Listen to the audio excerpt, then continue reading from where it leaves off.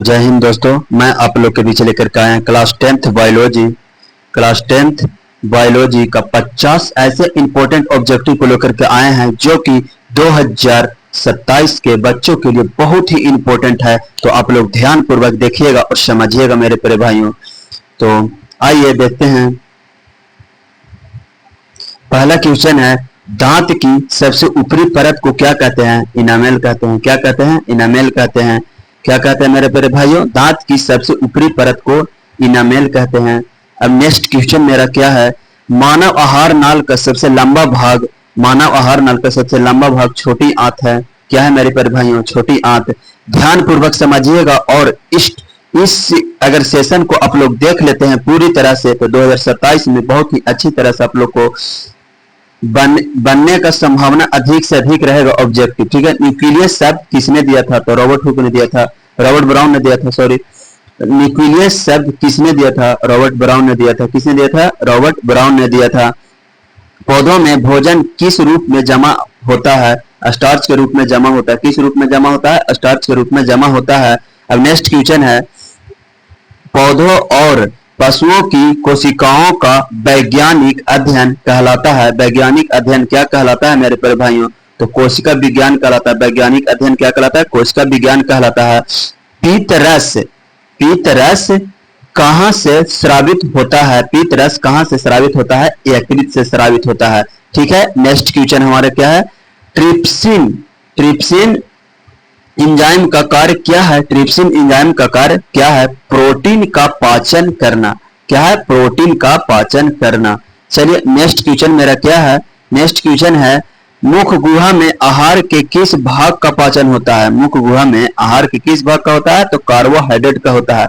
किसका होता है? कार्बोहाइड्रेट का होता है। नेक्स्ट क्वेश्चन हमारा क्या है, नेक्स्ट क्वेश्चन है, निम्न में सोपोसी कौन है? तो हरे पौधे को सोपोसी बोलते हैं। ठीक है, तो आइए नेक्स्ट क्वेश्चन हमारा क्या है, सोपोसी पोषण के लिए अध्ययन इनमें से सभी, सोपोसी पोषण के लिए अध्ययन सभी है।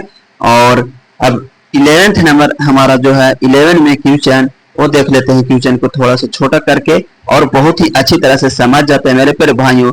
तो इस टॉपिक को आप लोग देखना बिल्कुल स्किप नहीं कीजिएगा। चलिए, पौधों का रंग हरा किसकी उपस्थिति के कारण होता है? पौधों का हरा रंग होता है हमारा क्लोरोफिल के कारण होता है। किसके कारण होता है? क्लोरोफिल के कारण होता है। तो आप लोग एकदम ध्यान से समझिएगा और समझते हुए चलिएगा।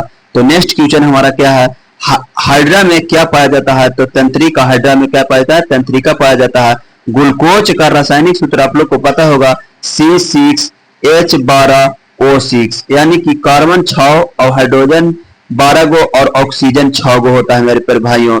तो अब नेक्स्ट क्वेश्चन हमारा क्या है, अमीबा अधिकांश पोषण कैसे होता है? अमीबा में जो अधिकांश पोषण होता है अंतग्रहण के द्वारा होता है। किसके द्वारा होता है? अंतग्रहण के द्वारा होता है। प्रकाश संश्लेषण की क्रिया हरे पौधे में होते हैं। चलिए नेक्स्ट क्वेश्चन क्या है, अमीबा अपना भोजन कैसे पकड़ता है? तो कुटपाद द्वारा पकड़ता है। कैसे पकड़ता है? कुटपाद द्वारा पकड़ता है। कौन सा एंजाइम वसा पर क्रिया करता है? लाइपेज। कौन सा एंजाइम वसा पर क्रिया करता है? लाइपेज करता है। आयोडीन की कमी से कौन सा रोग होता है? तो घेंगा होता है। कवक में पोषण की कौन सी विधि पाई जाती है? तो मृतजीवी पाई जाती है। कवक में कौन सी विधि पाई जाती है? मृतजीवी पाई जाती है। तो आप लोग समझते हुए चलिएगा मेरे प्यारे भाइयों, बहुत ही अच्छा टॉपिक है और जो कि आप लोग के बीच 57 क्वेश्चन है, 50 क्वेश्चन के दिए हैं, 57 क्वेश्चन लेकर के मैं आप लोग के बीच आए हैं। तो इसको बहुत ही अच्छा से देखिएगा और समझिएगा। अगर नए हैं तो चैनल को सब्सक्राइब जरूर कर लीजिएगा मेरे प्यारे भाइयों।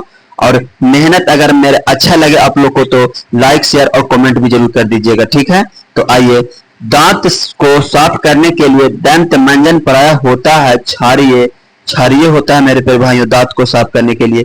अच्छा, निम्नलिखित में से कौन एक उभयलिंगी जंतु? तो केचुआ। निम्नलिखित में से मतलब उभयलिंगी जंतु कौन है? तो केचुआ को उभयलिंगी जंतु बोलते हैं।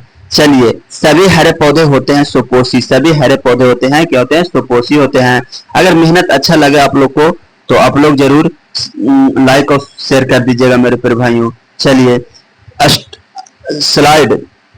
स्लाइड को सर्वप्रथम कंपाउंड माइक्रोस्कोप से देखा जाता है। कितने पर देखा जाता है? तो 10x पर देखा जाता है। चलिए अब हमारा नेक्स्ट क्वेश्चन है, एक वयस्क मनुष्य के कितने दांत होते हैं? तो 32 दांत होते हैं, 32 दांत होते हैं। कुटपात किस में पाया जाता है? तो अमीबा में पाया जाता है। कुटपात किस में पाया जाता है? अमीबा में पाया जाता है मेरे प्यारे भाइयों। क्लोरोफिल वर्ण का रंग हरा होता है। क्लोरोफिल वर्ण का रंग कैसा होता है? हरा होता है, हरा होता है। गवाइटर अथवा घेंगा, यानी कि घेंगा किस रोग के कारण होता है? आयोडीन की कमी से घेंगा होता है। हमारा जो आयोडीन की कमी से क्या होता है? तो घेंगा होता है। चलिए घेंगापन होता है। भोजन का पाचन किस प्रकार की अभिक्रिया है? तो उपचयन है। भोजन का पाचन किस प्रकार की क्रिया है? तो उपचयन अभिक्रिया, भोजन का पाचन। चलिए नेक्स्ट क्वेश्चन हमारा क्या है? नेक्स्ट क्वेश्चन है, प्रकाश संश्लेषण क्रिया में ऑक्सीजन बाहर निकलता है। प्रकाश संश्लेषण क्रिया में ऑक्सीजन बाहर निकलता है जल से। किससे निकलता है? जल से निकलता है। तो नेक्स्ट क्वेश्चन हमारा क्या है? मैग्नीशियम पाया जाता है क्लोरोफिल में। मैग्नीशियम किसमें पाया जाता है? क्लोरोफिल में पाया जाता है। चलिए नेक्स्ट क्वेश्चन हमारा क्या है? नेक्स्ट क्वेश्चन है, प्रकृति में ऑक्सीजन का संतुलन बना रहता है प्रकाश संश्लेषण द्वारा बना रहता है। प्रकाश संश्लेषण द्वारा बना रहता है। प्रकृति में ऑक्सीजन का संतुलन प्रकाश संश्लेषण द्वारा बना रहता है। जीवन की एक महत्वपूर्ण विशेषता वृद्धि। जीवन की एक महत्वपूर्ण विशेषता क्या है? वृद्धि है, वृद्धि है। सुपोषी पोषण होता है पौधों में होता है। सुपोषी पोषण होता है पौधों में होता है। ग्रहणी भाग है छोटी आंत का। ग्रहणी भाग किसका है? तो छोटी आंत का है। प्रकाश संश्लेषण होता है दिन में। प्रकाश संश्लेषण रात में नहीं होता है मेरे परिवारों, दिन में होता है। मृतजीवी का उदाहरण गोबर छत्ता। मृतजीवी का जो उदाहरण है हमारा, जो गोबर छत्ता है।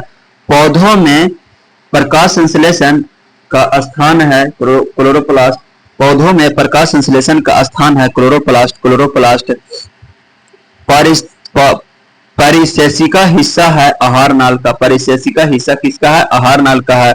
पौधों में जल का परिवहन किस ऊतक द्वारा होता है? तो जाइलम के द्वारा होता है। पौधों में जल का परिवहन जाइलम द्वारा होता है। पौधों में भोजन का परिवहन किस ऊतक द्वारा होता है? तो फ्लोएम द्वारा होता है। पौधों में भोजन का परिवहन फ्लोएम द्वारा और जल का परिवहन जाइलम द्वारा होता है।